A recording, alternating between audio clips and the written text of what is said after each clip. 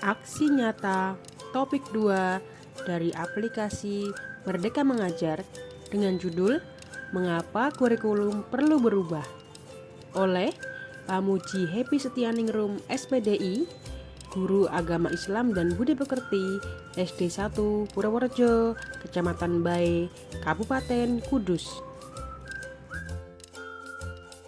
Sebelum kita berbicara terlalu jauh tentang perlunya perubahan kurikulum, tentunya kita perlu mengetahui apakah kurikulum itu.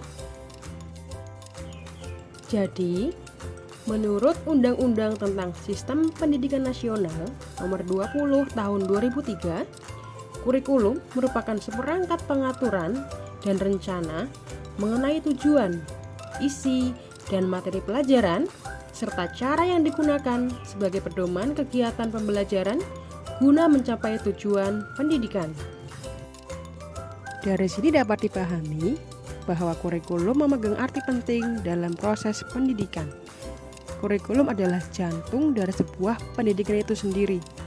Tanpa adanya kurikulum, pendidikan tidak akan berlangsung secara terarah dan baik. Kurikulum terdiri dari 4 komponen yang tidak dapat dipisahkan antara satu dengan yang lainnya. Mereka yaitu 1. Tujuan, 2. Konten, 3. Cara atau metode, dan yang keempat adalah evaluasi. Kurikulum memiliki peran yang penting dalam proses pendidikan, yaitu sebagai acuan dan pedoman dalam pembelajaran, sehingga kurikulum yang terancang dengan baik akan menghasilkan proses dan produk pendidikan yang baik pula.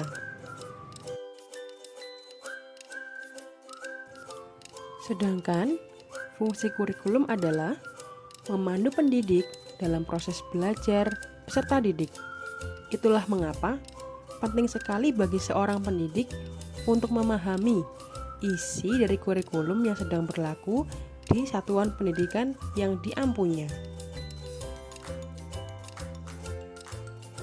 Setelah mengetahui pengertian, fungsi, komponen, dan peran kurikulum, sekarang kembali ke pertanyaan awal. Mengapa kurikulum itu perlu berubah?